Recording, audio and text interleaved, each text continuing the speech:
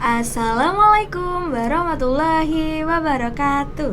Halo teman-teman semuanya, apa kabarnya hari ini? Semoga semua dalam keadaan sehat ya. Senang sekali hari ini Teacher Laras akan menyapa kalian semuanya untuk menemani kalian juga untuk menunggu waktu berbuka puasa. Hari ini Teacher Laras akan menceritakan tentang kisah Nabi ke-11 yang patut kita imani. Kira-kira siapakah ya beliau? Betul sekali, beliau adalah Nabi Yusuf alaihi salam. Hari ini Teacher Laras akan menceritakan tentang kesabaran dan juga ketaatan Nabi Yusuf terhadap Allah Subhanahu wa Ta'ala. Jadi duduk yang manis dan dengarkan cerita Teacher Laras sampai selesai. Kita semua mengetahui jika Nabi Yusuf adalah nabi yang memiliki wajah yang tampan dan juga kesabaran. Ketika Nabi Yusuf masih kecil, beliau pernah bermimpi melihat 11 bintang, bulan, dan matahari yang bersujud kepadanya. Beliau menceritakan mimpi tersebut kepada sang ayah, yaitu Nabi Yakub. Nabi Yakub yang mendengar cerita itu kemudian berkata, "Wahai anakku, jangan sekali-kali engkau ceritakan tentang mimpi itu kepada saudara-saudaramu." Karena Nabi Yakub tahu jika suatu saat putranya akan diangkat menjadi nabi sama seperti beliau. Nabi Yusuf pun menurut pada sang ayah. Beliau tidak pernah sekalipun menceritakan perihal mimpi tersebut kepada saudara-saudaranya. Walaupun begitu, saudara-saudaranya tetap saja merasa iri karena mereka beranggapan bahwa sang ayah hanya menyayangi Nabi Yusuf saja. Hingga suatu hari, saudara-saudaranya merencanakan untuk menjauhkan Nabi Yusuf dari sang ayah. Mereka berencana untuk memasukkan Nabi Yusuf ke dalam sumur sehingga ditemukan oleh musafir dan dibawa jauh ke negeri Mesir. Akhirnya, setelah mendapatkan izin dari Nabi Yakub, Nabi Yusuf pun diajak berburu oleh saudara-saudaranya.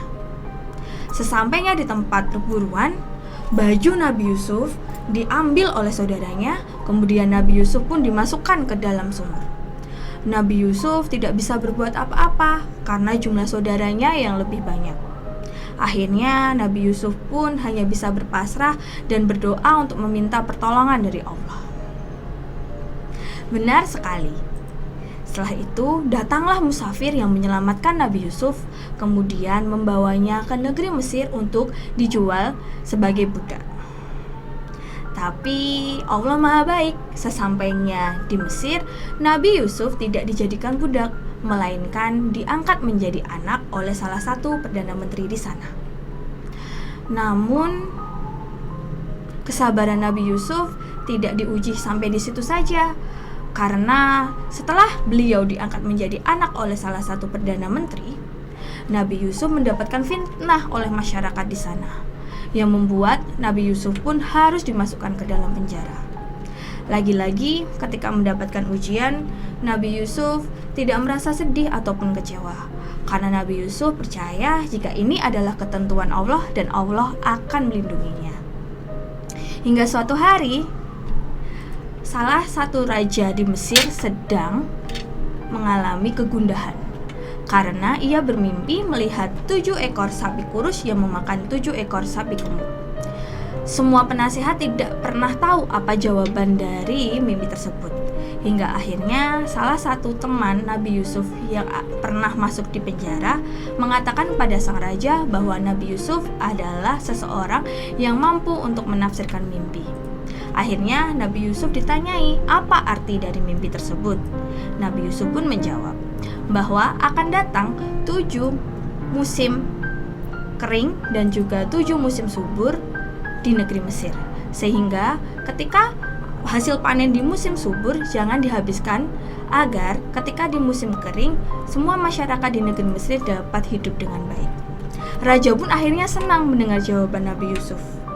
Akhirnya Nabi Yusuf pun dibebaskan dari penjara. Karena semuanya sudah diusut tuntas, Nabi Yusuf ternyata tidak pernah bersalah. Nah teman-teman semuanya, dari cerita tersebut kita bisa tahu kan bahwa berprasangka baik sama Allah dan juga memiliki hati yang sabar dan juga tahu bahwa Allah akan selalu melindungi kita ketika kita melakukan hal yang benar, ternyata diijabah. kita bisa tahu bahwa Nabi Yusuf sangat taat dan juga memiliki hati yang sabar, sehingga beliau selalu ditolong oleh Allah Subhanahu wa Ta'ala. Oleh karena itu, setelah mendengarkan cerita ini, semoga kita semua senantiasa berprasangka baik terhadap Allah dan juga memiliki ketabahan hati. Sekian cerita dari Teacher Laras hari ini. Besok tetap simak cerita-cerita yang lain ya. Akhir kata dari Teacher Laras, wassalamualaikum warahmatullahi wabarakatuh.